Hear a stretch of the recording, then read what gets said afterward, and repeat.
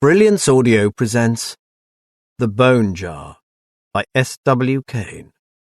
Performed by Matthew Lloyd Davis. He made his way up the staircase, palms sweating, nerves kicking in. He shouldn't be here.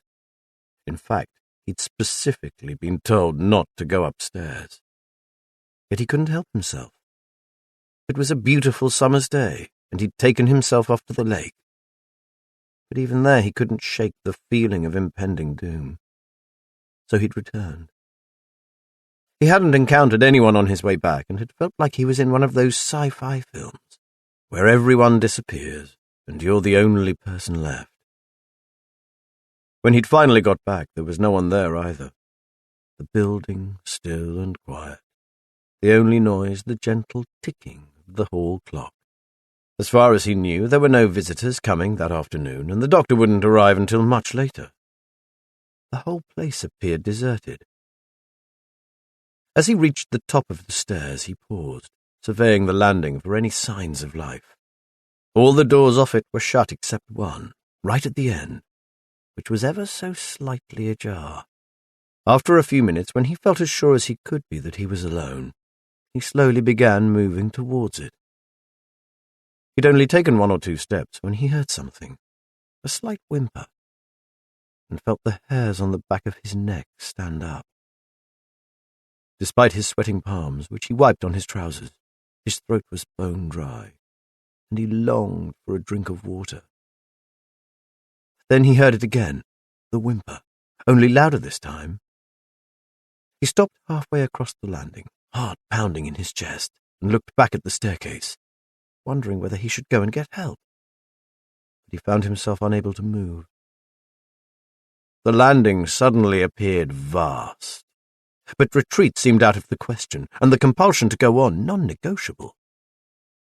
He crept forward, passing through a shaft of sunlight, catching dust in the air. And as he got nearer to the door, he heard another sound. Someone breathing, heavily but with control. Then came another whimper, only fainter and slightly muffled. By now his heart was racing faster than he deemed possible, and he briefly thought of his mother, a pang of sadness rippling through his body. After another few steps, the door was within reach, and as gently as he could, he pushed it open. He knew it wouldn't creak. The door's hinges had been specially oiled.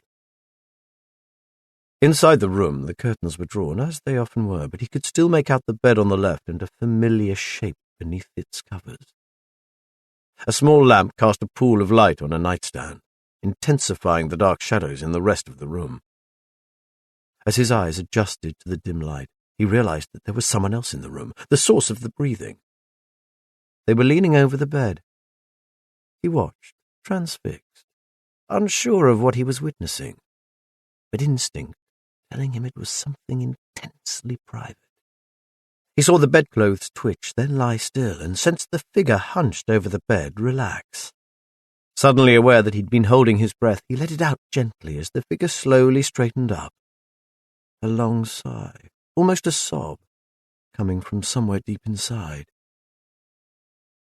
In that moment, he knew that no breath would ever leave the woman on the bed again, and was about to back away when he saw the figure bend forward and brush something from the prone body.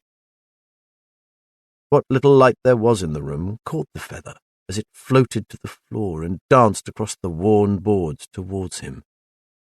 He shrunk back from the door as the feather, caught on a summer breeze, drifted out of the room and settled on the landing by his feet. He bent down to pick it up, and when he stood up, there she was, standing in the doorway, watching. "It's over," she said. "She's finally asleep."